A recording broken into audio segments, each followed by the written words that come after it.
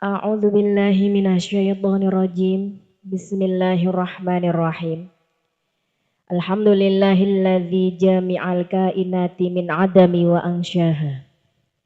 Wa rafa'a bi qudratihi samkas sama'i fasawwaha. Asyhadu an la ilaha illallah wahdahu la syarikalah. Syahadatan narju minallahi an yumitana 'alaiha wa yujiruna biha minan nari wa anwa'i 'adzabiha. Wa asyhadu anna sayyidana Muhammadan abduhu wa rasuluh. Allahumma shalli wa sallim wa barik ala abdika wa rasulikan nabiyil ummi ala sayyidina Muhammadin al-Mustafa wa ala alihi wa sahbihi khairil ummati wa atqaha. Rabbi syrah li sadri wa yassir li amri wahlul 'uqdatam min lisani yafqahu qawli. La haula wa la quwwata illa billahil aliyyil azim. Yang saya hormati Gus Naim selaku pengasuh Pondok Pesantren Al Muhsin Sribit. Yang saya hormati Simbah Haji Mujiono. Yang saya hormati Bapak Haji Juanda. Yang saya hormati Bapak Dr. Tarto Sentono, Bapak Dr. Tarto Sentono, leres nggih? Bapak Dr. Tarto Sentono dan semua keluarga besar almarhum Bapak Kiai Haji Mubashir. Tidak lupa kepada hadirin hadirat, Bapak Ibu jamaah pengaosan yang semuanya saya muliakan dan yang saya doakan semoga semuanya dimuliakan oleh Allah. Sampun siap badhe ngaos nggih Pak Bu nggih? Nggih. Dereng ngantuk. Karena lagu lama biasanya itu kalau kita ngobrol sama sebelah tapi begitu mauidhah hasanah kalau mubalih dan mubalighah sudah assalamualaikum itu rasanya seperti dinina bobok. Ngantuk. Untuk mengawali mauidhah hasanah pada malam ini, mari bersama kita panjatkan puji syukur kehadirat Allah Subhanahu wa taala. Seringkali kita dengar la in syakartum la azidannakum. Siapa yang mau syukur nikmatnya akan ditambah banyak.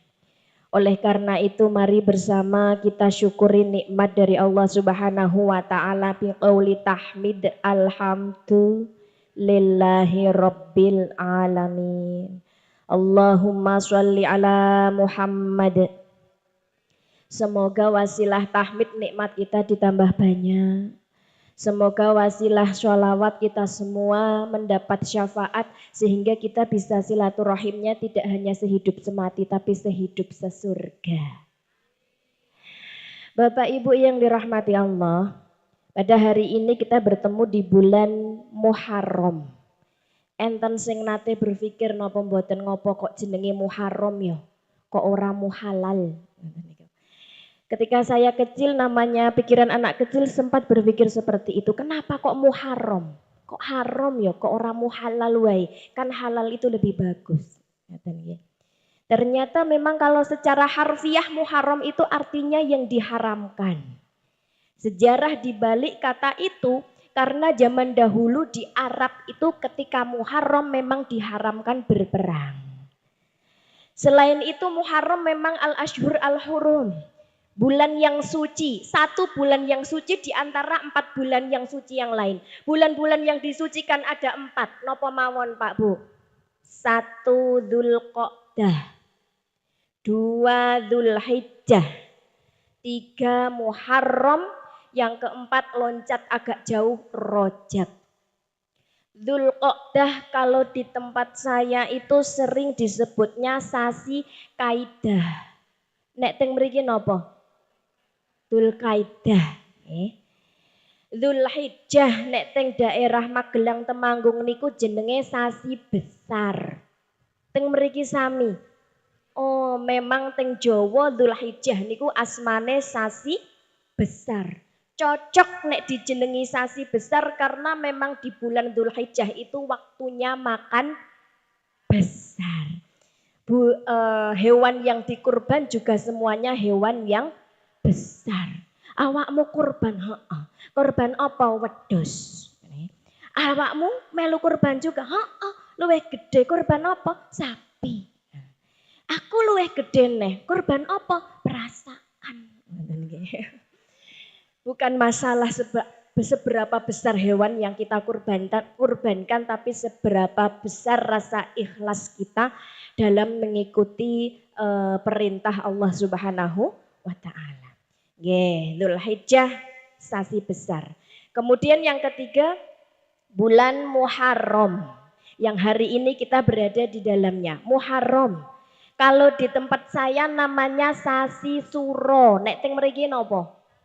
Sami nggih, suro. Kenapa disebut suro? Karena di dalam bulan Muharram ada hari yang istimewa namanya Yauma Asyura. Dino suro. Tanggal pinten, Mbak Bu? 10, nggih. Suro niku angker napa mboten? Angker. Angker. Oh, tapi bojo kula lahirnya tanggal setunggal suro, kalau dilihat dari wajahnya mboten angker, Bu. Mboten angker tapi memang keramat. Bulannya mboten bojone kula sing keramat maksudnya nggih. Bulan Muharram keramat. Kalau orang Jawa menyebutnya keramat dari kata karomah. Apa itu? Anugerah luar biasa yang diberikan oleh Allah Subhanahu wa taala kepada hambanya. Memang bulan Muharram itu bulan yang keramat, penuh karomah. Terutama di Yauma Asyura pada tanggal 10. Sampai-sampai orang Jawa bulan Muharram menyebutnya sasi suro. Kenapa namanya Asyura? Karena berasal dari kata asyroh. Asyrotun artinya 10. Maka Yauma Asyura, hari suro, yaitu ada di tanggal 10. Kan begitu. Banyak sekali amalan yang bagus yang bisa kita lakukan di bulan Muharram, terutama di tanggal 10. Ya, seringkali kita mendengarkan ceramah dari tahun ke tahun, tapi namanya menungso, Bu. Nek bahasane kula ketu kaji kecemplung kali nate ngaji tapi kerep lali. Ya. Terus ilmu yang bermanfaat niku Pak Bu, ilmu yang diamalkan. Kita tahu ilmunya, tapi kalau tidak diamalkan tidak menjadi ilmu yang manfaat. Nah, kita bahas satu persatu. Malam 10 Muharram, malam Syuro. Apa hal yang bagus yang kita lakukan di malam Syuro? Kalau kita lihat dari kitab, misalkan di I'anatul Talibin. Itu Nabi bersabda, man ahya lailata Asyura. Siapa yang menghidupkan malam Syuro bil ibadah, dengan ibadah, faka'anna ma'abadallaha ta'ala, diberikan pahala seperti kita beribadah kepada Allah, mithla ibadati ahli samawati sab'a. Kita diberi pahala seolah-olah kita beribadah kepada Allah seperti ibadahnya makhluk-makhluk langit yang 7. Masya Allah. Memang di bulan Muharram itu perbuatan baik itu dilipat gandakan, terutama di tanggal 10 Muharram. Malam 10 Muharram kita gunakan untuk ibadah. Untuk apa? Zikir. Zikir di mana? Di masjid boleh, di musola boleh. Tapi zikrullah, mengingat Allah, bukan zikir tetangga alias nginget tetangga. Karena apa? Terkadang kita ke masjid niatnya ibadah jamaah. Luar biasa Pak Bu jamaah itu. Tapi terkadang apalagi kita sebagai perempuan, teng mriki sing cerewet kakung nopo putri. Oh sami mawon nggih. Terus kita pas sudah di masjid menunggu maghrib sampai isya.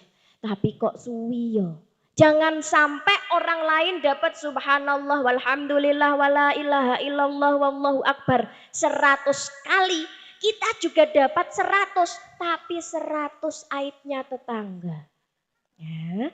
Napa melih nek wong wedok niku Pak, kuatah sangat sik dibahas. Jare mawon ngeten. Kae lho wedake iki lho kualitasé elek jare. Kok ngerti jajal delok ya. Kok nek wis keringetan mesti luntur. Heeh. Enten malih, yo lipstike juga palsu. Kok ngerti? Titeni nek guyu kok lengket ning untu. Ya. Enten mon sing dibahas perempuan itu, Masya Allah. Terus seringkali kita lihat di masjid untuk menunggu ibadah yang selanjutnya. Bukan hanya tadarus Al-Quran tapi banyak yang deresnya pakai ini loh Bu. HP. Tapi lama-lama yang dibuka media sosial. Maka yang di sebelah sana sibuk baca Al-Quran, tiba-tiba pojok sana ada suara hihihi. Ternyata bacanya itu deres HP. Maka dari itu kita hidupkan malam Asyura. Kita meriahkan malam Asyura tapi dengan ibadah. Nah, pengajian seperti ini tuh kira-kira ibadah napa mboten Bu? Ibadah. Maka ketika kita mau berangkat pengajian itu pasti banyak godaannya. Dari sekian banyaknya warga, pasti banyak yang tidak berangkat daripada yang berangkat. Ya. Karena apalagi manusia levelnya seperti kita ini Bu. Wong Kanjeng Nabi aja digoda oleh iblis. Kita mau berangkat ngaji pasti digoda oleh iblis. Ra usah mangkat, ngantuk. Rasa mangkat sekali-kali libur gitu. Kalau kita bisa menepis godanya iblis, kita berangkat sampai di sini. Apa kata iblis? Manggon buri wae ben iso ngobrol. Nggih. Kita bisa menepis godanya iblis. Kita di tengah atau di depan biar bisa khusyuk. Ketika kita sudah khusyuk, apa sudah tidak digoda oleh iblis? Tetap digoda. Merem. Ngoten, Pak. Enggak cuman merem digoda ditusui mrikine sampai rasane pegel pengen selonjor megos mriko nggih. Tapi jangan khawatir tidurnya kita di tempat pengajian kalau kita niatnya ngaji walaupun tidur tetap dapat pahala ngaji alhamdulillah. Sekeco mboten Bu nek sare diganjar ngaos. Sekeco. Berarti saat menika mending merem napa melek riyen nggih. Shallallahu ala Nabi Muhammad.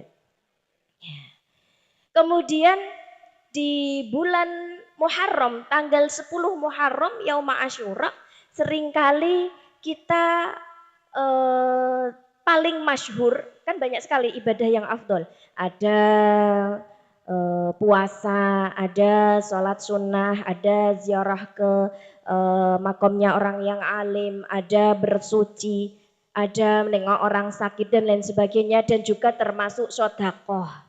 Dan yang paling masyhur adalah santunan anak. Santunan anak yatim itu prinsipnya kan sodakoh. Leres napa mboten? Ya. Walaupun sodakoh di bulan Muharram terutama di tanggal 10 itu tidak diwajibkan harus kepada anak yatim itu tidak. Tapi memang ada hadis yang bagus sekali. Itu termaktub di Irsyadul Ibad kalau tidak salah, atau kalau di I'anatul Talibin di Tambihul Ghafilin pun ada. Apa kata Nabi? Man masaha yadahu ala ra'sihi yatim, siapa yang mengusapkan tangannya di atas kepalanya anak yatim, kapan? Yauma Asyura, di hari Asyura. Ya. Itu akan diberikan pahala apa? Rafa'allahu lahu bikulli sya'ratin darajatan. Setiap helai dari rambutnya anak yatim itu akan menjadi satu derajat bagi orang yang mengusap. Tapi hadis ini tadi ada makna tersurat dan ada makna tersiratnya. Bukan berarti, berarti kalau kita nggak bisa ngusap berarti nggak dapat pahala. Bukan seperti itu. Bayangkan terkadang saya kajian santunan anak yatim niku Pak Bu. Jamaahnya ada 6.000, 7.000. Coba Ibu bayangkan kalau dari 7.000 jamaah itu semua ngusap kepalanya anak yatim. Bisa-bisa pusing, semaput Bu. Apalagi kalau salah mengartikan, sak rambut, sak derajat. Jo sampai rambutnya ono sing ora kemek. Bismillahirrahmanirrahim. Sak tuh. Gek wis ngusrek ngono kuwi santunannya ngasihnya 2.000 ternyata.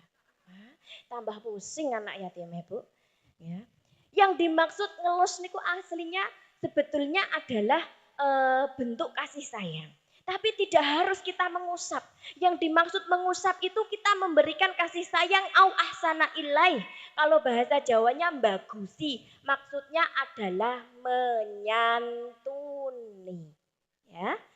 Apa pahalanya menyantuni anak yatim? Banyak sekali pahalanya. Dan kalau dilakukan di hari Asyura, itu faka'an nama ahsana ila aitami waladi adama kullihim. Panjenengan Pak Bu menyantuni satu anak yatim itu diberikan pahala seperti menyantuni seluruh anak Adam yang yatim di dunia ini. Karena memang pahalanya dilipat gandakan. Tapi jadi timbul dilema. Karena ada orang yang bertanya seperti ini. Kuloniku pengen melasi itu welas, memberikan kasih sayang ya. Pengen melasi cah yatim. Rekane niku kula niku tak tekani teng omahe, Bu. Nggih. Bareng tekan ngomahe jebul cah yatime niku mobile 3. Kula niate pengen memelas.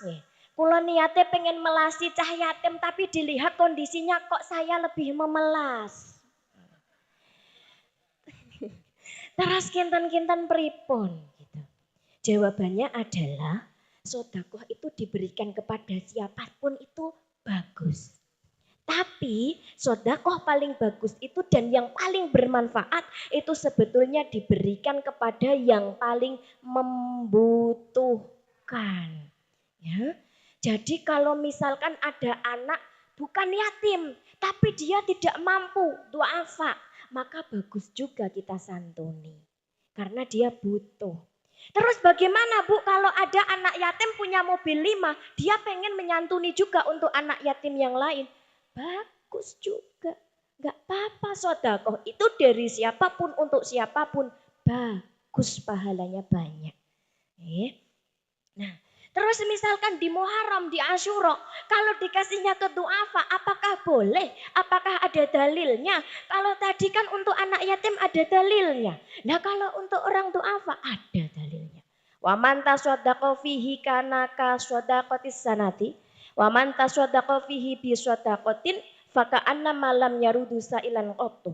Kita memberikan sedekah kepada orang yang membutuhkan bi shadaqatin itu berarti dengan satu kali sedekah itu diberikan pahala seperti sedekah setahun.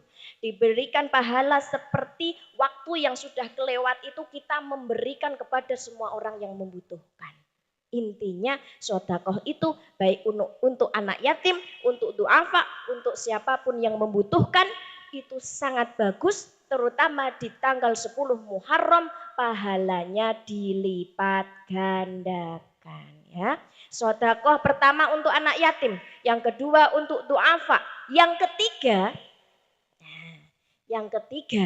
ini hadisnya khusus untuk para laki-laki. Tertulis di kitab Irsyadul Ibad. Itu dari Imam Tabrani, Imam Baihaqi an Abi Sa'id. Rasul bersabda begini, man wasa'a ala iyalih wasa'allahu alaihi fi sanatihi kulliha. Bapak-bapak, pada tanggal 10 Muharram kalau panjenengan mau menyenangkan bojone dan putrane, maka akan dicukupkan oleh Allah rizkinya selama setahun ke depan. Alhamdulillah.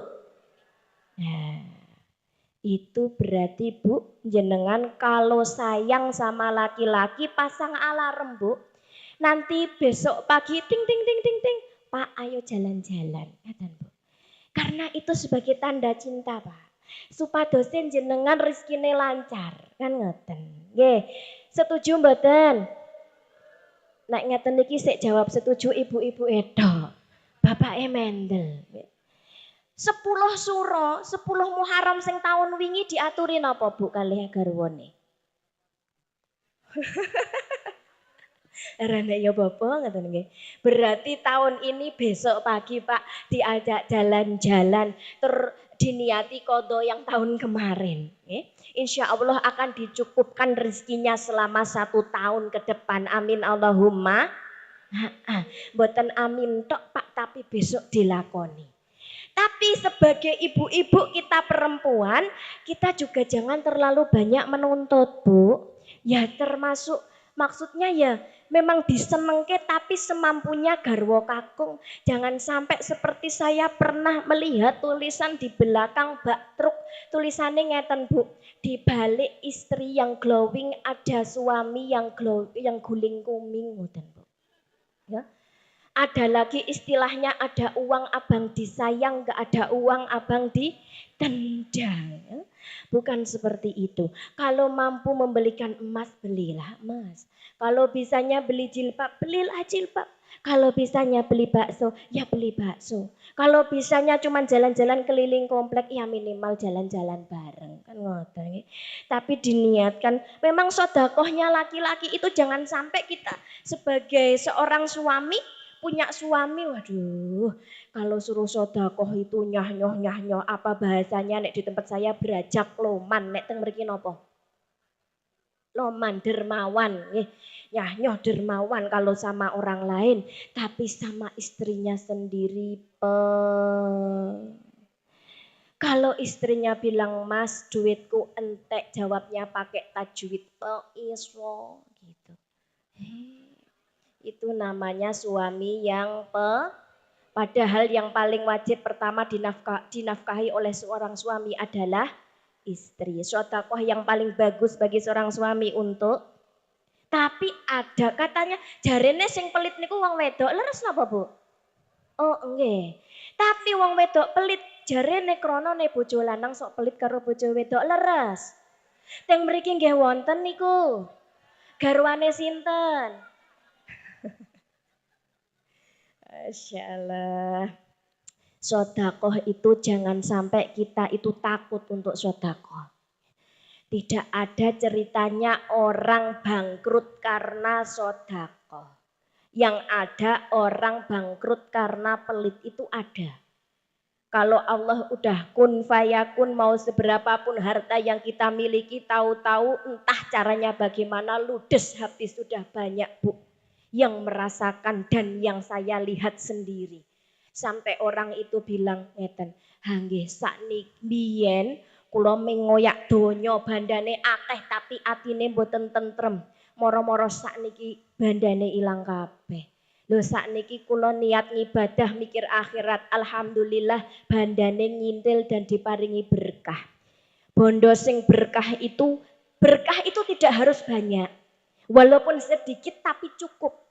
Kemudian harta yang berkah itu walaupun seandainya sedikit pun itu kita rasanya tuh ayem, tentrem, ngoten Pak Bu. Untuk apa? Apa gunanya harta yang banyak kalau kita setiap hari rasanya gelisah dan tidak bahagia? Leres napa mboten? Nabi bersabda begini, "Mana qasat shadaqatun min malin." Sedekah itu sama sekali tidak mengurangi harta kita. Bahkan Allah berfirman, "Ma'anfaqtum min syai'in, ma'anfaqtum min syai'in fahuwa yukhlifuhu wa huwa khairur raziqin."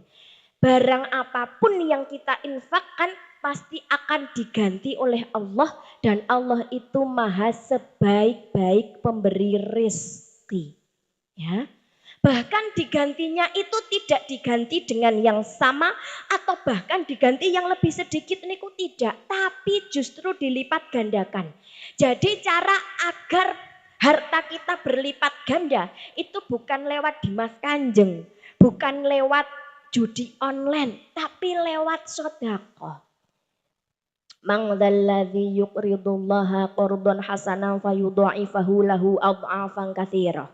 Allah berfirman, siapa yang mau berinfak untuk agamanya Allah, pasti hartanya akan dilipat gandakan oleh Allah.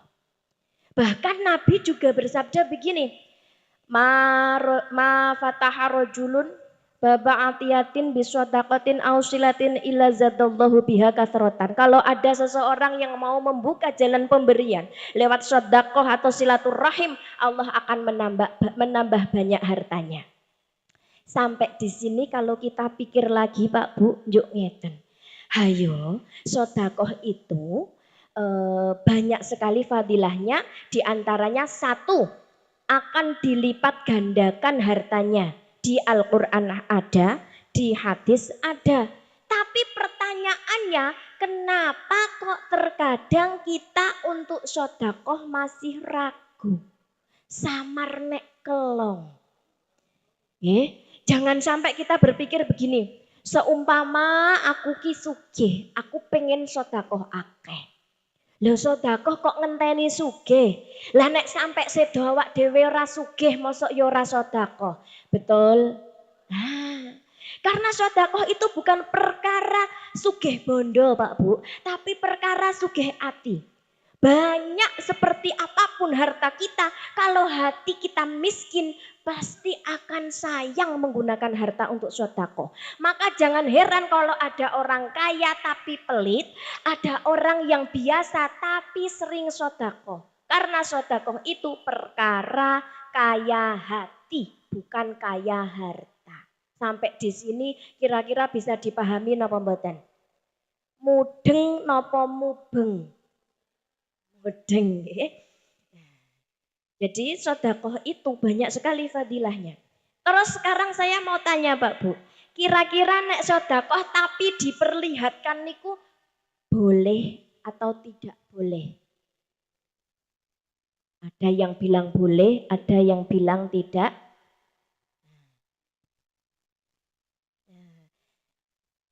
Untuk menarik orang lain.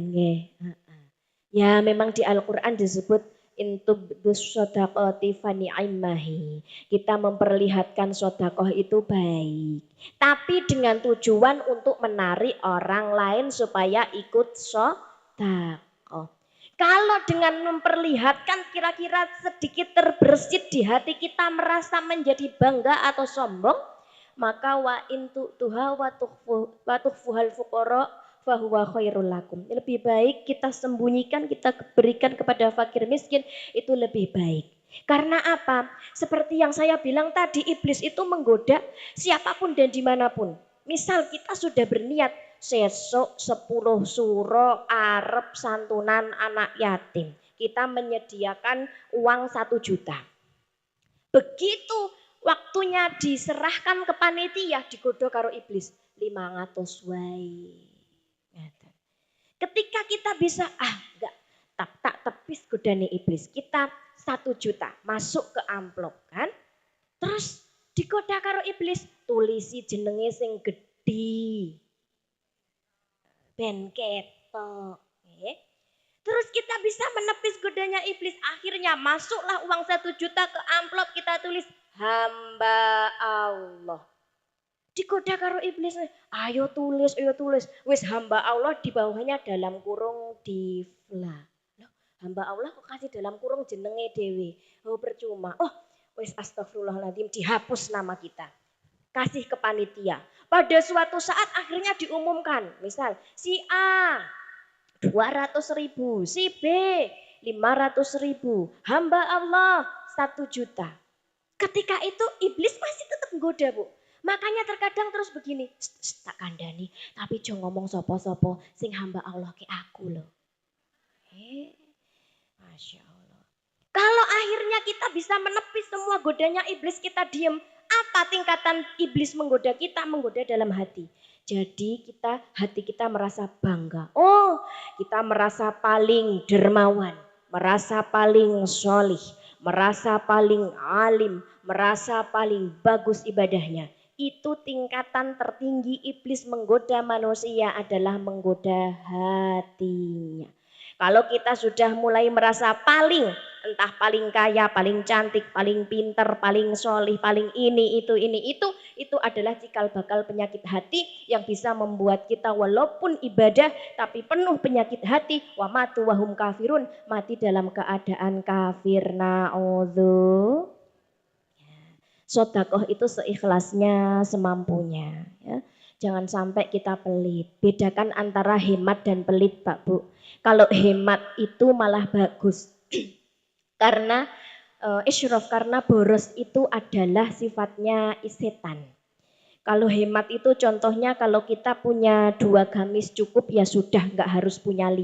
Ketika lebaran beli 2 cukup, nggak harus beli 5. Itu namanya hemat.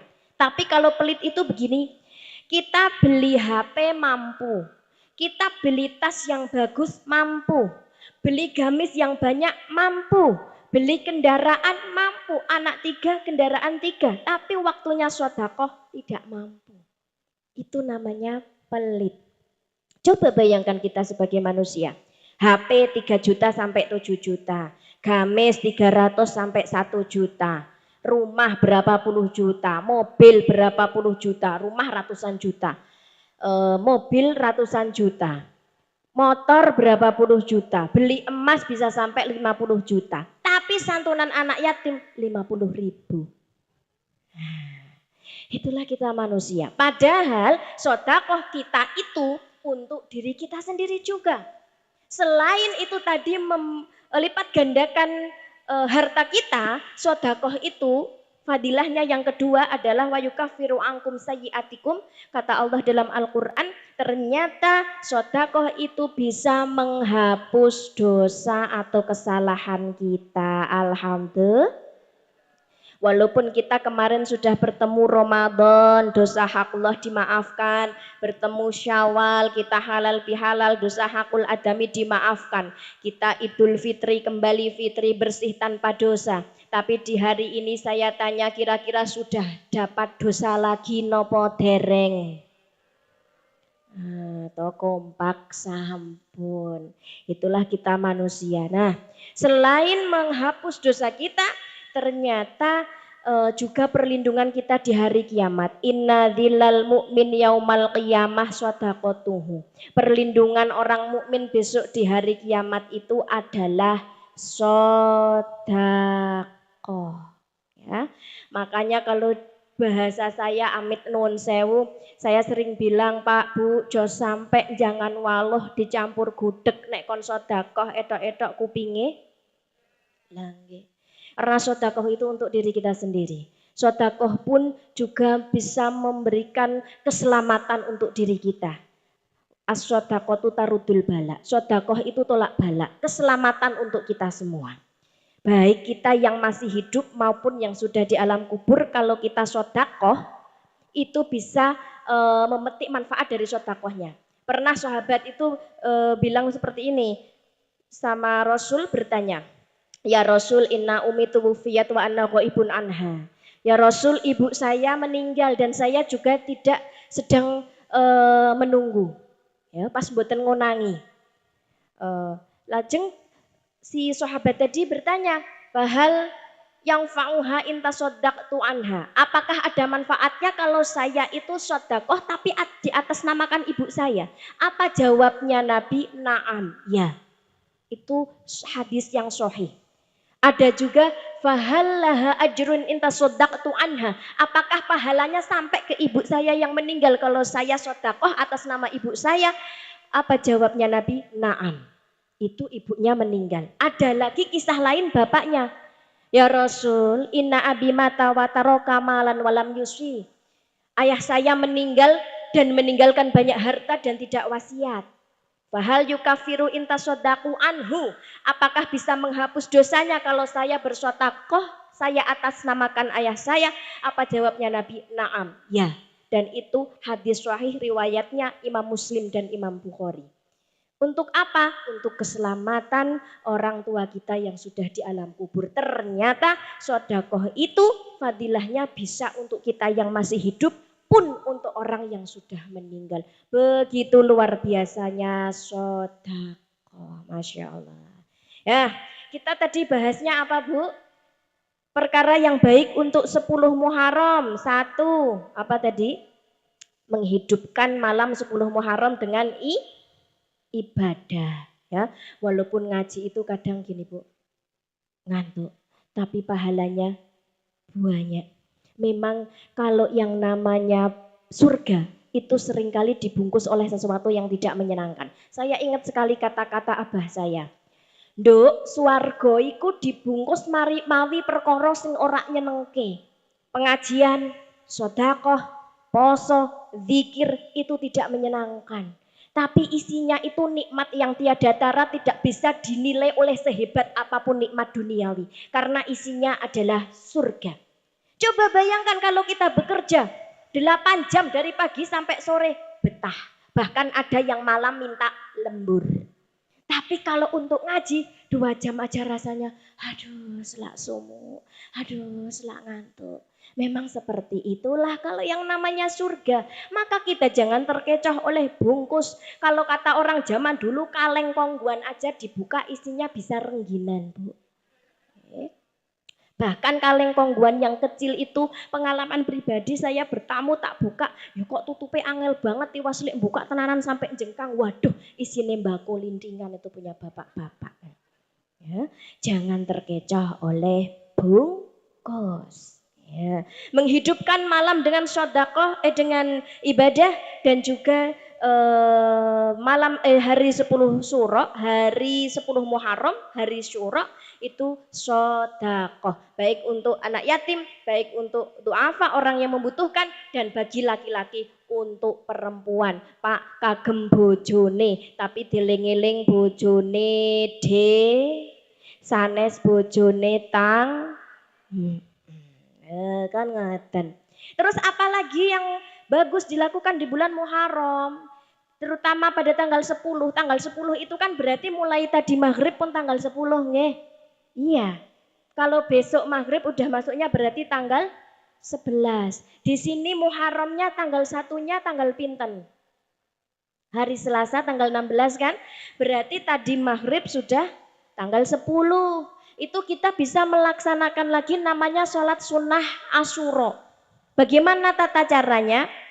Man shola fihi ay fi yaumi Asyura. Ya, itu Nabi yang bersabda, ditulis di kitab I'anatul Thalibin. Siapa yang mau sholat di hari Asyura? Arba'a rakaati 4 rakaat, Pak Bu. 4 rakaat. Yaqra'u fi kulli rakaatin alhamdulillahi marrotan, berarti di setiap satu rakaatnya membaca Al-Fatihah 1 kali. Dilanjutkan wa qul huwallahu ahad ihda wa khamsina marrotan, dilanjutkan qul huwallahu ahad al-ikhlas 51 kali. Itu setiap rakaatnya. Apa fadilahnya? Ghafarallahu lahu dunuba khamsina aman, akan dihapus dosanya selama 50 tahun. Ya. Al-ikhlas Fatihah 1 kali, al-ikhlasnya 51 kali, 4 rakaat, 2 rakaat salam. Tapi di Nazhatul Majalis itu kalau tidak salah al-ikhlasnya 21 kali. Memang beda-beda. Kalau di Kanzun Najah wa Surur kalau tidak salah 11 kali. Masyhur juga di kalangan ulama. Fatihah 1 kali, al-ikhlasnya 11 kali. Seandainya panjenengan besok bisa melaksanakan atau nanti malam, kira-kira milih yang al-ikhlasnya 51 kali atau yang 11 kali? Ya. Kalau amal milih sing sithik, nek ganjaran milih sing, nek duit, nah nggih leres niku berarti normal sedaya teng mriki nggih. Ya. Itu fadilahnya bagus sekali. Tapi jangan salah kaprah. Misal saya di sini, oh umur saya 36 tahun. Saya umurnya 36 tahun Pak Bu. Terus saya berpikir begini, oh sholat 4 rakaat dihapus dosanya 50 tahun. Berarti masih punya tabungan 14 tahun. Oh berarti sesuk 14 tahun dosa-dosa gak popo. Niku berarti bener napa mboten? Boten nggih, boten leres. Maksudnya akan dihapus dosa-dosa yang sudah kelewat. Makanya saya berdoa semoga kita di sini diberikan kekuatan untuk melaksanakan perintah-perintah Allah. Ya. Nah, sholat, ada lagi yang bagus puasa. Kalau tadi kan puasa Tasu'a tanggal 9. Puasa tanggal 9 Muharram itu untuk menyempurnakan puasa pada tanggal 10. Supaya kita tak sama dan tak serupa dengan kaum Yahudi. Karena kaum Yahudi itu juga puasa di bulan Muharram tapi hanya di tanggal 10. Maka supaya berbeda dengan mereka kita puasanya tanggal 9 dan tanggal 10.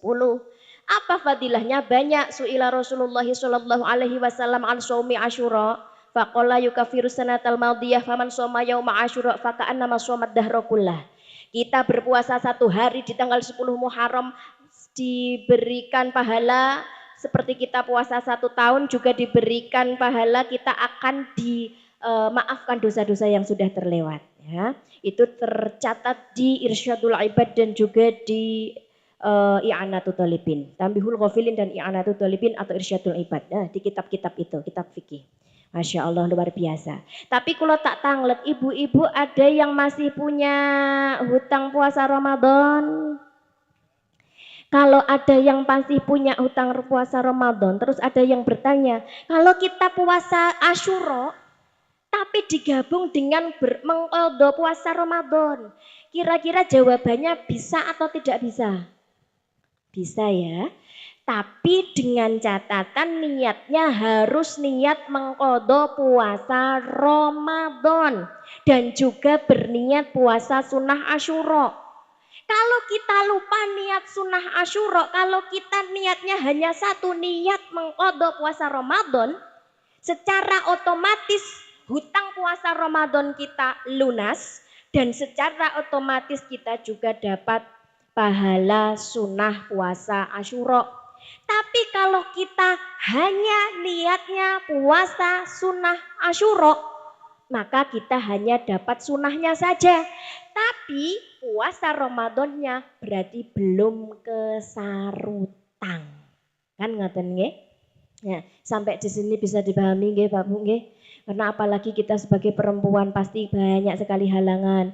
Kadang-kadang ajeng nyarutang akeh kondangan, daharan, ana sing supitan, gak sida-sida poso, arep poso dipunjung tanggane, ora sida poso meneh. Maka besok kesempatan di tanggal 10 Muharram nyarutang poso Ramadan sekaligus puasa Asyura. Sampai di sini kira-kira apakah ada yang mau dipertanyakan Pak Bu? Ada yang mau ditanyakan napa mboten? Sudah jam 10 lebih seperempat. Masya Allah. Ya, kalau namung biasanya pun dugi jam pinten Pak Bu? Jam 11. Tapi jenengan kan pun ngantuk kados niku lho Bu. Nggih. Oh jenengan ngendika dereng tapi jenengan kali ngeten-ngeten niku wau. Semoga pertemuan kita pada malam ini benar-benar diridhoi oleh Allah ya. Dan menjadi ilmu yang manfaat. Sekali lagi ilmu yang manfaat itu ilmu yang diamalkan. Misal bapak-bapak tahu, oh ternyata sedekah kepada istri di tanggal 10 Muharram akan dilancarkan rezekinya. Tahu ilmunya tapi tidak diamalkan, sido lancar mboten rezekine. Makanya ilmu yang manfaat itu ilmu yang diamalkan. Sebagaimana contoh, kita punya diabetes. Kita tahu obatnya insulin. Terus di sini ada insulin. Kita tahu ini insulin obat diabetes, tapi tidak kita minum, cuma dipandang saja. Kinten-kinten diabetesnya mari napa mboten? Mboten, sepertilah itu ilmu. Kalau kita punya tapi tidak diamalkan, ilmu itu tidak menjadi manfaat. Maka seandainya di bulan Syawal ada ting mriki enten halal bihalal napa mboten? Ada. Terus kemudian oleh para mubalik atau mubalighah diberitahu ngeten. Pokoke karo tangga kudu rukun. Aja sampai kaya culik mecucu karo mendelik. Pokoke silaturahime kudu apik. Ketoke pas dingendikani karo para kiai lek mantuk-mantuk tenanan. Kok ngono kok ya Syawale kliwat ya balik ketemu tanggane kaya pitik notol bucu mripate mlirik lambene. Lah nggih. Oh, itu berarti ilmunya belum bermanfaat. Nah, ilmu manfaat itu ilmu yang diamalkan. Nah, terus selain sholat, nah ini kita bahasnya kan Asyura. Ini kan dalam rangka kan bulan Muharram pekajiannya. Apalagi kira-kira amalan yang bagus di bulan Muharram terutama di hari Asyura. Tadi kan sudah puasa, sudah sedekah, sudah sholat sunnah. Apalagi yaitu menengok orang sakit ya. Siapa yang wa man ada maridun yauma asyura, siapa yang menengok orang sakit di hari Asyura, 10 Muharram. Faka nama mardo, faka nama mardo ila faka nama ada mardo ila aulada adama kullahum. Siapa yang mau menengok satu saja orang yang sakit di hari Asyura, ikut diberikan pahala seperti panjenengan itu menengok seluruh anak Adam di dunia ini yang sakit. Kalau teng meriki biasanya nengok orang sakit itu bawa oleh-oleh napa mboten? Bawa. Berarti nengok satu orang sakit di tanggal 10 Muharram pahalanya seperti nengok seluruh anak Adam yang sakit. Itu kinten-kinten berarti ngirit napa mboten? Ngirit bawa oleh-oleh satu pahalanya banyak. Tapi jangan jadi berdoa muga-muga sesuk ana sing lah nggih payah lek ngoten niku nggih. Banyak sekali memang amalan yang bisa kita lakukan di bulan Muharram. Karena memang semua ibadah dilipat gandakan, tapi banyak ulama yang mengatakan begini, memang semua amal bagus pahalanya berlipat ganda.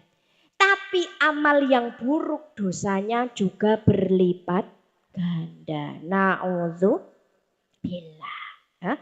Jangan lupa apalagi sedekah Bu. Tadi sudah menyantuni anak yatim. Bagus. Kalau besok mau sedekah lagi boleh? Boleh. Sedekah itu kan bisa melindungi kita di hari kiamat. Iya betul. Bahkan zaman dahulu ketika Siti Aisyah ada tamu. Terus kemudian ada orang yang minta kurma.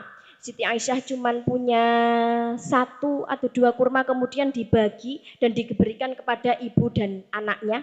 Kemudian setelah Nabi pulang, Siti Aisyah bicara sama Nabi, menceritakan kisah yang tadi. Apa kata Nabi? Ittaqun nar walau bisyaqi atau walau bisyaqi tamrotin. Berlindunglah dari api neraka walau hanya dengan separuh kurma. Di sini berarti yang namanya sedekah semampu kita, seikhlasnya itu akan menyelamatkan kita dari api Bu, Pak. Tapi jangan pernah menganggap seikhlasnya itu disalahartikan. Ya, kadang orang yang pelit sedekah. Misal Pak, Bu, ada kotak infak kok di tasin jenengan ada uang 100.000 sama 50.000 yang dimasukkan kotak infak sing pinten? Oh, sing 5.000. Pernah ada di dompetnya itu banyak ratusan ribu Bu, bapak-bapak. Begitu ada kotak infak lewat, suwi banget niku. Tak kira ki duitnya dikeke kabeh. Ternyata tuh golek susuk Bu. Ya. Jadi yang dimaksud seikhlasnya itu yo semampunya, berarti sesuai dengan siapa yang tahu kemampuan kita? Yo diri kita sendiri. Kalau mampunya 10.000 ya 10.000. Kalau mampunya 50.000 ya 50.000. Jangan sampai kita mampu 50.000 tapi kita hanya memberi 1.000 dengan dalih sing penting ikhlas. Ya, karena makanya saya dikasih tahu oleh Ibu Moro Sepuh saya. Ibu Moro Sepuh saya tuh bilang begini, nek ono duit 100.000 kok disodakohke 10.000 iku isih piro? Saya jawabnya, pinten berarti Bu? 90.000. Kata Ibu Moro Sepuh kula salah. Sing isih sing 10.000. Sing 90.000 nggo ning tukang sayur, gawe tuku tempe, gawe tuku kangkung, entek ning mburi kono kae. Sing 10.000 yang buat sedekah itu yang tidak ada habisnya sampai di akhirat. Betul napa mboten? Tapi ewoh semono kok ya ana wong niku sing nek diajak sedekah niku angel. Jadi Pak Bu, kalau kita ini mau melaksanakan hal yang baik itu pasti rasanya berat. Tapi akan lebih berat lagi itu istiqomah. Kita mau berangkat ke tempat ngaji itu rasanya berat Pak Bu. Tapi lebih berat lagi istiqomah alias ajek ngajinya itu, enggak bolong-bolong. Itu lebih berat lagi. Ya. Terus kita punya harta, kita sedekah baik. Tapi lebih berat lagi istiqomah sedekah, baik dalam keadaan lapang maupun sempit. Padahal salah satu ciri orang yang bertakwa kalau menurut Al-Quran adalah ada kontinuitas atau ajek sodakoh baik dalam keadaan lapang maupun sempit. Karena dari kita itu berpikir begini, samar nek kelong bandane. Padahal tadi sudah saya jelaskan baik di Al-Quran di hadis, sodakoh itu tidak mengurangi harta, bahkan melipat gandakan harta kita. Tapi kok terkadang kita ragu. Jadi yang jadi pertanyaan itu begini, jadi kira-kira seberapa kadar iman dalam hati kita? Itu yang bahaya. Karena orang itu meninggalnya menjadi husnul khotimah itu karena adanya iman di dalam hati. Jangan sampai kita merasa iman tapi hanya merasa saja. Ternyata kita tidak punya iman. Na'udzubillah. Istiqomah itu Mbak Bu, itu perlu diajarkan sejak saat ini. Walaupun terkadang kita repot, kadang kalau ada yang diajak, ayo ngaji, saya sok meneh. Wah, potok orang iso ajak, cek butuhan akeh rong lego. Gitu. Lah nek ngenteni rande butuhan terus kapan? Selama kita hidup di dunia, pasti butuh karo donya. Betul napa mboten? Nek mboten pengen duwe butuhan donya, doanya gimana? Muga-muga cepet nek pun mati pun mboten dibutuhan. Tapi kalau kita mau ibadah ngenteni mati, kinten-kinten sida napa mboten le golek sangune mati? Mboten. Jadi kita selama masih diberikan umur panjang, makanya ayo istiqomah. Istiqomah. Sampai kita akhirnya nanti pada saat sakaratul maut supaya kita tetap istiqomah iman dan Islam. Karena katanya nalika sakaratul maut itu kita digoda oleh iblis. Jarene to Pak Bu, jare ulama. Wong sing sakaratul maut niku ngelake pol-polan. Jenengan percaya napa mboten? Nek kula percaya mawon, mangke nek meni mboten ndak kon jajal. Ya. Sakaratul maut niku ngelake pol, ya. Kaya-kaya banyu sak donya niku meh entek dilek. Seperti itu iblis datang dan menawarkan air, tidak hanya air yang jelek tapi air yang bagus, yang manis dan nikmat. Kalau kita ditawari gelem iki banyu, terus kita hanya mengangguk atau bagaimana dengan isyarat, itu berarti kita sudah ikut iblis. Kalau ikut iblis berarti kafir. Kalau kafir berarti husnul khotimah atau su'ul khotimah. Su'ul khotimah. Kalau su'ul khotimah berarti surga atau neraka? Neraka.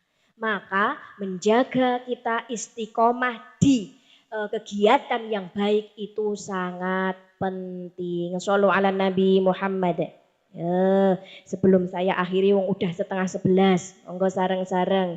Hasbunallah wa ni'mal maula wa ni'man nasir. Hasbunallah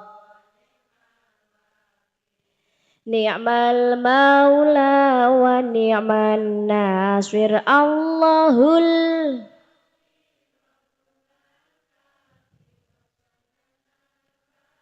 wajadnal likulil kafanal wa ni'mal alhamdu. Coba singiran bareng-bareng, ini singiran yang bikin saya sendiri. Nanti saya yang mulai jenengan sing neruske nggih. Nek tasih nyambung berarti derengan. Coba nggih. Cendrawasih mencok ning wit gedang, wedake putih, lipstike. Tasih nyambung berarti niku nggih. Tuku gethuk karo arem-arem, lagake khusyuk mripate. Sareng hasbunallah ni'mal maula. Hasbunallah ni'mal maula. Shallu ala Nabi Muhammad. Ya. Kalau retorika dakwah itu memang macam-macam Mbak Bu. Tapi intinya dari kita tolabul ilmi itu pengen dapat ilmu yang berman. Kalau diselingi dengan sholawat itu supaya kita mendapat Kalau diselingi, kalau banyak sekali toh pendakwah itu mau itu orang yang terkenal seperti Ustadz Abdul Somad, Ustadz Dasat Latif atau mungkin kalau perempuan Ustadzah Mumpuni dan lain sebagainya. Kenapa diselingi dengan guyon? Karena banyak seperti yang tadi saya bilang, tuku geduk karo arem-arem lagae khusyuk mripate. Tapi yang perlu diingat-ingat adalah inti dari ngaji kita pada hari ini bahwa pada tanggal 10 Muharram hari Asyura banyak sekali ibadah yang afdol dan pahalanya dilipat gandakan. Tadi nopo mawon sholat sun berapa rakaat? 2 rakaat sah. Setiap rakaat baca Fatihah berapa kali? 1 kali. Al-Ikhlas. Nah, milih 11 ya. Terus ada lagi yang bagus lagi puasa. Apalagi yang bagus lagi? Nengok orang sakit. Kemudian ada juga wamani ightasala wa tatahhara yauma asyura lam yamrud fi sanatihi illa maradul maut. Siapa yang mau panjenengan kalau misalkan mandi atau